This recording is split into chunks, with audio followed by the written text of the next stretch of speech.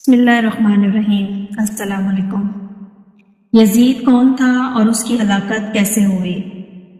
یزید ملعون تاریخ اسلام کا وہ بدترین شخص ہے جس کے ہاتھ اہل بیت رسول کے خون سے رنگے ہیں۔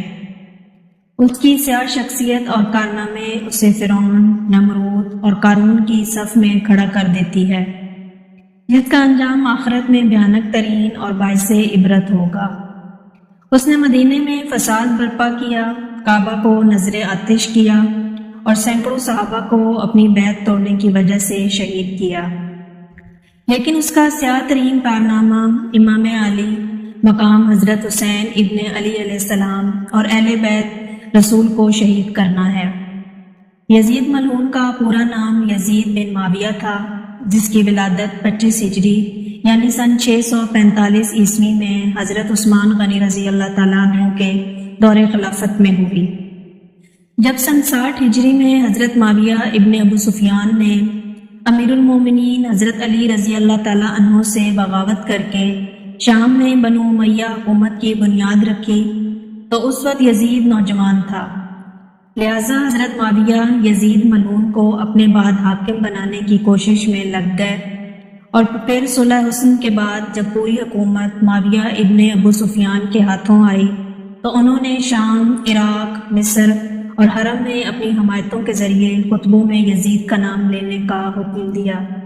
نیز تلواروں کے زور اور دیناروں کی تھیلیوں کے ذریعے گورنروں اور سپہ سالاروں کو بھی یزید کا حمایتی بنایا گیا۔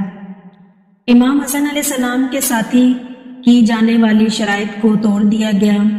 سن 60 ہجری میں نبی صلی اللہ علیہ وسلم کی پیش گوئی کے مطابق یزید تخت نشین ہوتا ہے اور تاریخ اسلام کا ایک سیاہ باب کھل جاتا ہے۔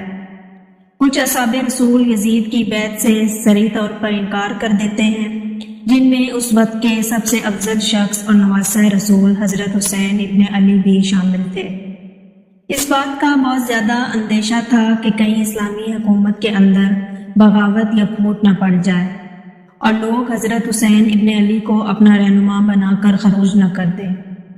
اس جرم میں امام حسین اور اہل بیت رسول کو سن 61 ہجری میں میدان کربلا میں یزید کے حکم سے شہید کر دیا جاتا ہے اور ان کے سر کو بطور عبرت شام کے بازاروں میں نیزوں پر بلند کیا جاتا ہے اور لوگوں کو دکھایا جاتا ہے کہ بغاوت کا کیا انجام ہوتا ہے۔ یزید کی ذاتی زندگی کو مورخین نے فحاشی، برائی، خباثت اور سرکشی سے بھرا ہوا لکھا ہے۔ امام طبری نے نقل کیا ہے کہ حضرت عبداللہ بن حنظلہ رضی اللہ تعالیٰ عنہ اور اصحاب کی ایک جماعت نے جب یزید کے متعلق معلومات کی اور اس کے دربار پہنچے تو اسے ایک سرکش حاکم پایا، لہذا حضرت عبداللہ بن حنظلہ کہتے ہیں کہ خدا کی قسم ہم یزید کے دربار سے اس حال میں باہر نکلے کہ ہمیں آسمان سے پتھر برسنے کا خوف تھا۔ وہ ایک بے دین، شراب خور، موسیقار کا چاہنے والا، کتوں بندروں سے کھیلنے والا اور زنا کرنے والا شخص تھا۔ علامہ مسعودی لکھتے ہیں کہ یزید کی زندگی فرعون کی مثل تھی۔ شہادت حسین کے بعد بھی یزید ملعون نے لوگوں پر بے دریغ ظلم کیے۔ جب مدینہ والوں نے اس کی بیعت توڑی تو اس نے شامی لشکر کو مدینہ بھیجا۔ ان 3 دنوں میں سپاہیوں نے مدینہ والوں پر مسلسل ظلم کیے۔ صحابہ کرام کو قتل کیا گیا، لوگوں کے مال لوٹے، عورتوں کے ساتھ زنا کیا اور مسجد نبوی میں اپنے گھوڑے باندھے۔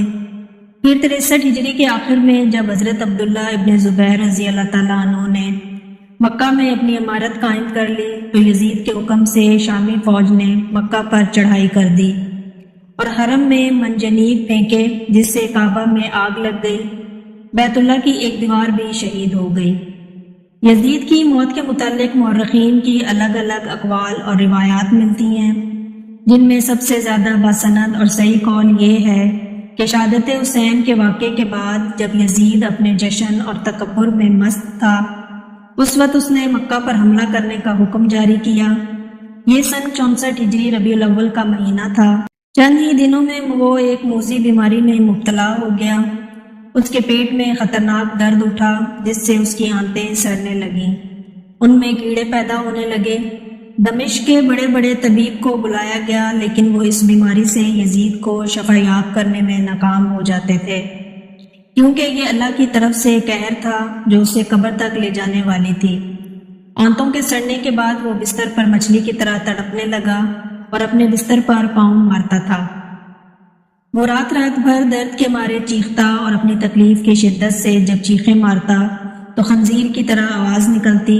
اگر پانی پیتا تو حلق میں جا کر چھری چلنے جیسی تکلیف محسوس کرتا، اور نہ پیتا تو سینے میں آگ لگ جانے والی جلن محسوس کرتا۔ تاریخ کی کتابوں کے مطابق 15 ربیع الاول کے دن اسی حالت میں تڑپتے ہوئے وہ واصل جہنم ہوا۔ جب اس کے درباری اس کے قریب گئے تو یزید کی لاش سے بھیانک بدبو آنے لگی، جس سے لوگ دور بھاگنے لگے۔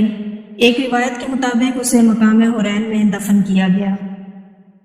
امید کرتی ہوں کہ آپ کو آج کی ویڈیو بھی اچھی لگی ہوگی۔ اگر آپ کو ہماری ویڈیو اچھی لگی ہے تو ویڈیو کو لائک کریں اور اس طرح کی مزید ویڈیوز دیکھنے کے لیے ہمارا چینل سبسکرائب کر لیں۔ ملتے ہیں نیکسٹ ویڈیو میں، اجازت دیجیے، اللہ حافظ۔